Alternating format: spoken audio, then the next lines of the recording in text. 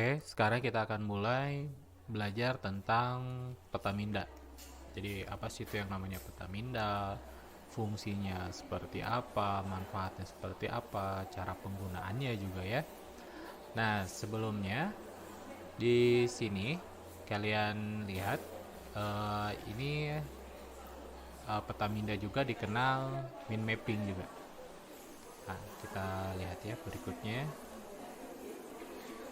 Apa sih itu petaminda? Sejarahnya itu seperti apa petaminda? Petaminda atau dikenal dengan sebutan mind mapping pertama kali dikembangkan oleh seorang psikolog dari Inggris bernama Tony Buzan. Metode ini juga dikenal dengan sebutan peta pikiran yang dirancang secara khusus untuk dapat atau bisa memudahkan kita dalam mempelajari serta menuangkan pikiran terhadap persoalan atau permasalahan. Bisa kalian lihat di sini di bawahnya, ini salah satu contoh petaminda. Jadi petaminda atau peta konsep merupakan suatu proses dalam mematahkan pikiran untuk dapat menghubungkan konsep-konsep permasalahan tertentu dari cabang-cabang sel saraf. Jadi misalnya kalau disebut ini sel sarafnya nih. Nah, ini ya. Nah, dihubungkan jadi cabang-cabang.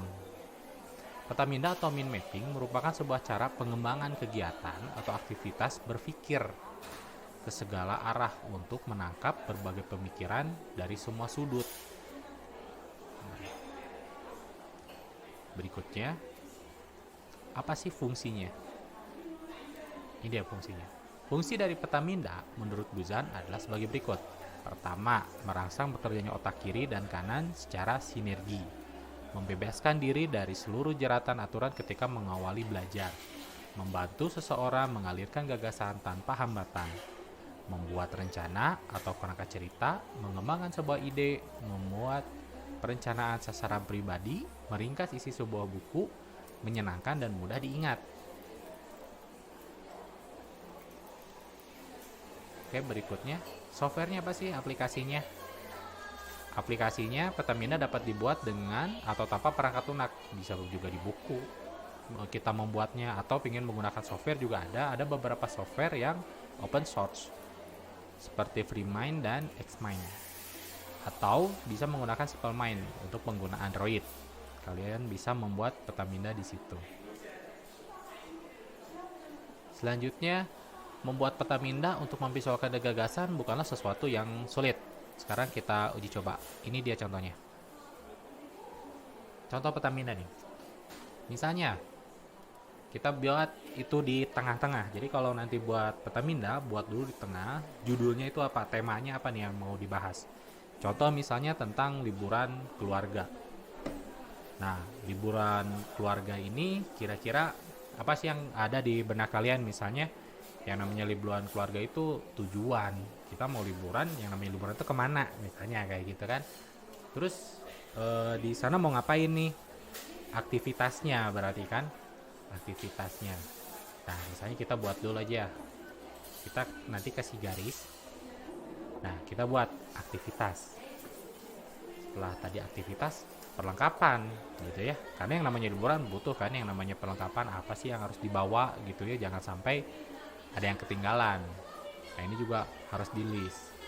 Berikutnya kita kalau yang namanya liburan keluarga kan berarti sama siapa nih liburannya gitu ya. Nggak mungkin sendiri karena judulnya liburan keluarga. Berarti siapa kita buat. Nah, tadi yang terlintas tadi di pikiran misalnya tujuan. Apa nih tujuannya? Itunya tujuan pembelajarannya, tujuan liburannya apa nih? Kemana kita? Apakah pantai? Nah, buat lagi taman tujuannya, atau gunung, ya, atau ke mall atau apa? Nah, itu kan tujuan. Kita kembangkan lagi ya. Nanti di sana mau ngapain? Jangan sampai nih kita udah sampai ke tujuan, bingung nih mau ngapain gitu ya. Kalian bisa dibuatkan petamindanya. Apakah mau berenang? Apakah mau main bola di sana? Gitu ya. Apakah mau belanja? Nah, berikutnya ini perlengkapan tadi ya, kayak sepatunya. Kalau perlengkapan apa nih? Mungkin baju renangnya, topinya, sendalnya, tasnya gitu kan. Berikutnya apa lagi? Sama siapa? Apakah mau sahabat atau keluarga? Keluarga ini bisa dicabangkan lagi. Kalau misalnya dia bisa detailkan lagi aja. Apakah sama ayah, gitu ya, atau sama kakak. Hingga akhirnya kita punya rencana yang lebih spesifik. Lebih spesifik itu ya dari aktivitasnya tadi mau seperti apa, temanya, apakah tadi mau perlengkapan, tujuannya, siapa, bahkan sampai siapa yang mau diajak gitu ya. Nah ini nggak cuman terpaku, oh kalau gitu Pertamina cuman buat ini aja, nggak juga. Pertamina bisa kalian gunakan misalnya nih untuk konten kreator atau youtuber atau kalian yang mau buat konten misal. Kalian punya temanya apa di sini? Misalnya temanya di sini untuk YouTube itu misalnya kalian punya konten makan, misalnya mau bikin konten tentang makan. Kalau yang namanya konten YouTube tentang makan kan ada yang mukbang, ada review, ada challenge, ada apa. Hingga akhirnya kalian menemukan hal yang spesifik misalnya. Karena kalau kita lihat, misalnya kalau kita mau buat YouTube contoh aja ya, misalnya YouTube tentang makanan, banyak orang lain juga yang buat. Tapi ketika kita bisa membuatkan sesuatu yang khusus, misalnya, nah itu menjadi poin terpenting. Nah itu di mana untuk membuka hal tersebut? Buatlah itu Pertamina gitu. Apa ini juga berlaku nggak cuma buat konten aja. Kalau nanti kalian buat makalah atau skripsi, buat dipetakan nih. Misalnya untuk jurusan perikanan misalnya, ini ada ikan apa, kalian buat lagi, oh ternyata ada ikan ini, mungkin lebih spesifik, nggak, akhirnya kalian menemukan yang lebih khusus. Nah berikutnya, ini dia tipsnya. Agar peta pikiran lebih mudah diingat, sebaiknya diperhatikan beberapa hal berikut ini. Tuliskan atau ketik secara rapih dengan menggunakan huruf kapital. Tulislah gagasan-gagasan penting dengan huruf yang lebih besar sehingga terlihat menonjol dan berbeda dengan yang lain. Gambarkan peta pikiran dengan hal-hal yang berhubungan dengan Anda.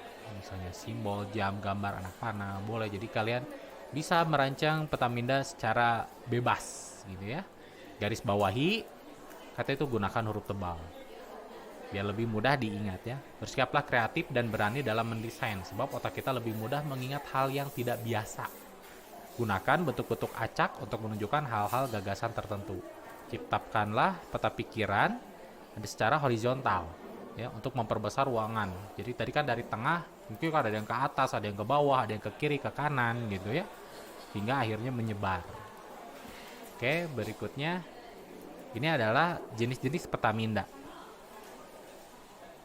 Nah, jenis-jenis peta minda ini banyak. Kalian apakah mau menggunakan circle map dari bulatan, jadi dari khusus ke umum. Misalnya kalau yang circle map ini, misalnya kita mau tentang sayuran, jenis-jenis sayuran, ada wortel, ada apa gitu. Ini juga bisa, sama tergantung dari kita ingin memetakan sesuatu seperti apa. Sehingga akhirnya pikiran kita jadi terbuka gitu, pikiran kita jadi fokus sehingga akhirnya menemukan, oh ternyata ini yang kita cari nih, ini yang unik. Seperti tadi misalnya ketika membuat konten YouTube, lebih gampang lagi ya, misalnya kalau misalnya main game Mobile Legend misalnya, itu kan banyak tuh YouTube game Mobile Legend. Misalnya ada orang yang dia ngambil kalau dia save fake terus, misalnya dia dikumpulin video save fake Mobile Legend, bisa itu jadi suatu konten kan. Apakah yang lain tidak bisa buat konten Mobile Legend lagi? Misalnya kalau udah ada yang buat seperti itu, ternyata ada orang yang membuat konten Mobile Legend tentang yang lucu-lucunya. Atau misalnya ada orang lagi yang membuat tentang kombonya. Ada lagi orang yang membuat tentang item-itemnya. Nah itulah fungsinya dari peta minda ini gitu ya. Hingga kalian bisa menemukan ciri khas, kalian bisa menemukan kekhususan atau skill kalian sebenarnya itu apa, hingga menjadi konten yang sangat terbaik gitu. Nah ini adalah peta minda. Nanti kalian coba pelajari dan membuat. Ketika punya suatu problem, coba dipecah gitu ya, hingga akhirnya tahu apa poin penting yang harus dilakukan, apa ide terbaru yang dihasilkan. Oke, sekian dan terima kasih.